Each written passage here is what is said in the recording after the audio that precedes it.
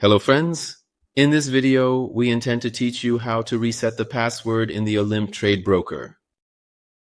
You click on your profile. In this section, you click on Settings. You enter the settings. You click on the password.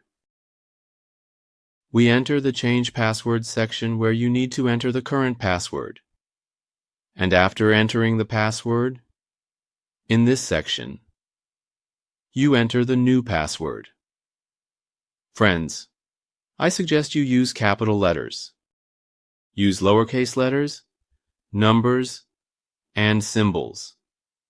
And after entering the password, enter your new password in one section for confirmation. And finally, click on Change Password. Your password has been successfully updated. Friends, if you have any questions, be sure to write them in the comments for us. Until the next video, be successful.